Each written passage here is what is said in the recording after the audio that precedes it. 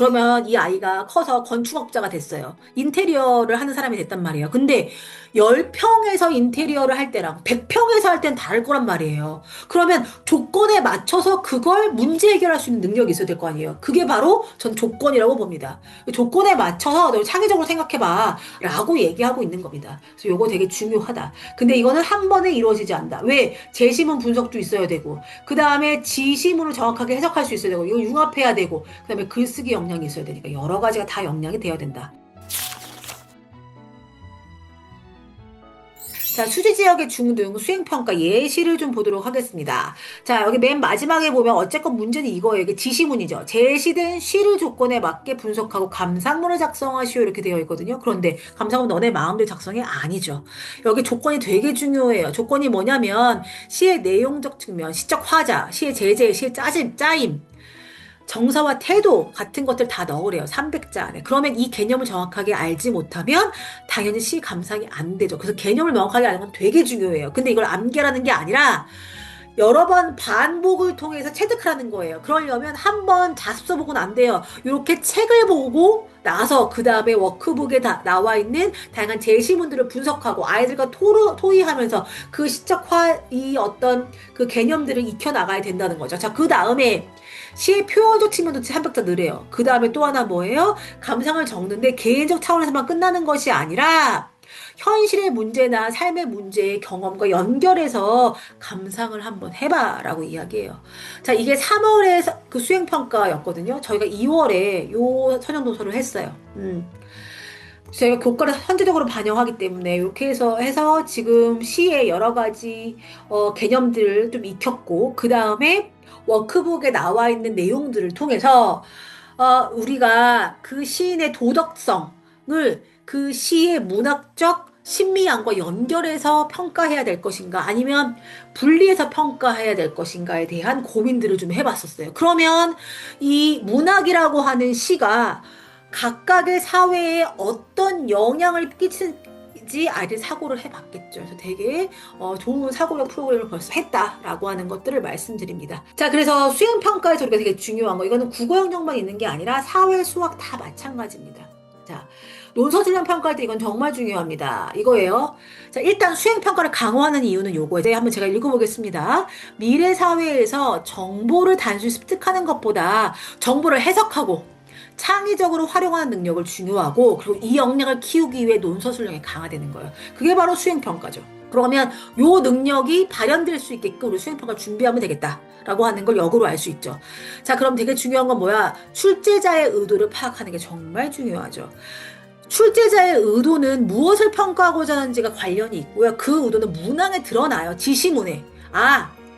제시문이 제공되어 있는 경우에는 자, 가나를 참고해서 너의 의견을 전개해봐 라고 얘기했어요. 그러면 여기서 평가하겠다는 건 뭐예요? 제시문을 제대로 너 해석할 수 있어? 분석할 수 있어? 라고 하는 걸 보겠다는 거예요. 그러면 가나를 참고했으면 가나를 참고한 내용이 수행평가에 들어가야 돼요. 서술형 문제에. 그리고 나서 너네 의견 전개하는 거죠. 근데 마지막 결론만 나오면 안 되고 가나를 참고한 내용이 나와 있어야 합니다. 그 다음에 뭐예요? 지시문에서 요구한 것만 써야 됩니다. 가끔 제가 워크북 검사를 할 때 지시문에서 요구하지 않는 걸 쓰는 친구들이 있어요. 좋아요. 되게 창의적이고. 그런데 여기에서 해야 될 역량이 있는 거예요. 그래서 보여줘야 되는 게 있어. 그러면 지시문에 요구된 것만 넣어야지 아무리 창의적이어도 지시문과 상관없는 거 쓰면 안 된다. 요거. 그 다음에 3번. 자료가 제시된 경우가 있고 자료가 제시되지 없는 경우가 있어요. 자료가 제시된 경우에는 자료의 주제와 내용을 정확하게 파악하고 이를 바탕으로 지시문, 즉 문제가 요구하는 것에 대해서 오류 없이 명료하게 써야 돼요. 그럼 뭐가 있어야 돼요? 지시문을 해석하는 능력이 있어야 되고요. 그 다음에 융합하는 능력을 써야 되고요. 글 쓰는 능력이 있어야 돼요.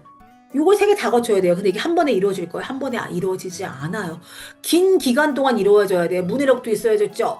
어휘력도 있어야 되죠. 그 다음에 문제의 지심을 요구하는 거에 대한 정확한 인지도 있어야 되죠. 글도 쓸 수 있어야 되죠. 그러니까 시간이 오래 걸리는 문제예요. 1, 2년은 갖고 안 된다고요. 근데 한 몇 달 정도 글쓰기 공부해놓고 이게 뭐 될 거라고 생각하시면 절대 안 된다는 거. 자, 그 다음에 자료가 제시되지 않는 경우, 지심에서 요구하는 것에 대한 자신의 주장이나 견해, 생각, 지식 등을 근거나 예를 들어서 조건에 맞춰 써야 돼요. 그럼 뭐가 있어야 돼요? 배경 지식이 있어야 되죠. 예를 들어서 이런 문제야. 너네가 공부한 것 중에 두 작품 골라서 말이야. 뭐 중의성에 대해서 논해봐. 비교 분석해봐. 이런 문제가 나온단 말이에요. 그러면 일단 중의성에 대한 개념을 알아야 되고 빨리 머릿속에서 막 스캔을 해가지고 내가 공부했던 두 가지 작품을 갖고 와야 돼요.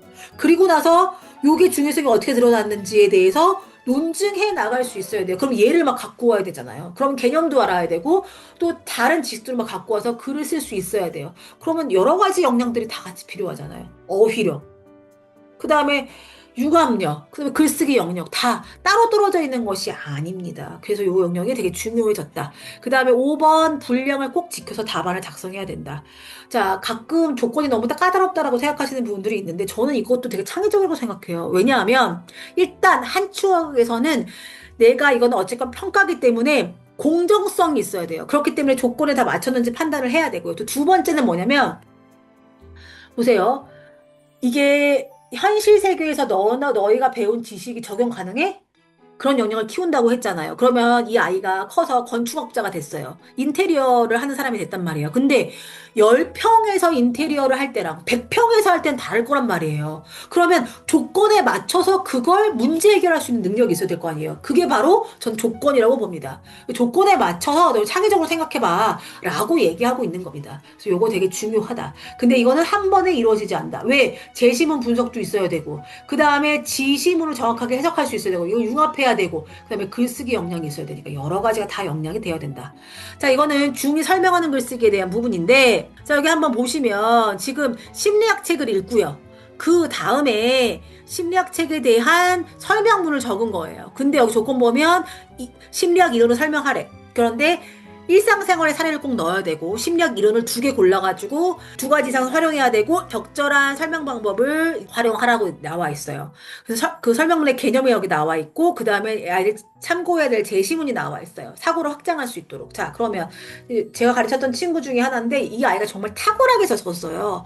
자, 사회적 증거 이론과 동조 행동 이론 2가지 같이 갖고 왔습니다. 비교 대조하기 너무 좋아요. 제가 색깔을 이렇게 나눴냐면 이 아이가 이 조건을 다 맞게 썼는지 보려고. 그래서 살에 넣었구나 초록색으로. 그 다음에 사회적 증거 이론, 동조 이론 적을 거라는 거 2가지 적었고 그 다음에 비교 대조와 정의 예시 다 적었어요. 훌륭하게 잘 썼다라고 하면서 이렇게 평가 기준으로 한 거예요. 자, 그런데 약간 논리적인 부분에 튀는 부분이 있었지만 전반적으로는 아주 잘 썼습니다. 그래서 저 봐봐요. 길을 걷다 보면 줄이 길게 늘어선 음식점을 볼 때가 있다. 처음 문장부터 이렇게 훅 하면서 사람들의 눈길을 딱 끌지 않습니다. 자, 이런 식으로 글을 쓰는 이제 맛을 이 아이가 알게 저 되게 오래 배웠어요. 지금은 중학생인데 초등학교 때부터 배웠기 때문에 잘하는 친구입니다. 이렇게 하려면 시간이 오래 걸린다라고 하는 말씀을 좀 드립니다. 자, 그러면 CNA 차별화된 IB 교재 한번 말씀드리면 일단 매년 매월 만들어져요. 그러니까 시의성이 있고 그다음에 변하는 입시에 적재적소에 대응할 수 있을 거고 그다음에 논술 교육만 28년 했기 때문에 뭐 수행평가 내신 이런 것들은 정말 지도를 잘한다. 그리고 CNA 워크북에 너무 잘 녹여져 있어요. 그리고 선생님들도 계속 스터디를 하기 때문에 그런 역량들을 키우기 위해서 저희가 많이 노력하고 있습니다. 자, 그래서 중1 선정도서 좀 보면 제가 아까 말씀드렸던 것처럼 통합 사회와 통합 교과를 할 수 있도록 정해져 있어요. 그래서 그 어느 부분 수학만 빼고 과학, 사회 이런 부분들을 다 아우르는 독서들을 하고 그 다음에 워크북을 푸는 구성으로 되어 있는데 지금 5월에는 정의란 무엇인가를 배우게 돼서 정의란 무엇인가는 윤리와 관련된 부분이지만 통합 사회도 되게 연결이 많이 되어 있고 공리주의라고 하는 개념이 뿐만 아니라 경제 파트 그다음에 과학 파트 그러니까 과학 윤리성에 대한 부분에서도 연결될 부분이 되게 많죠. 통합 과학과 통합 사회를 할 수 있는 되게 중요한 부분이에요. 그리고 저희가 이것만 하는 게 아니라 어쨌건 개념을 명확하게 하는 것도 되게 중요하기 때문에 논술과 국어 영역을 함께 다룹니다.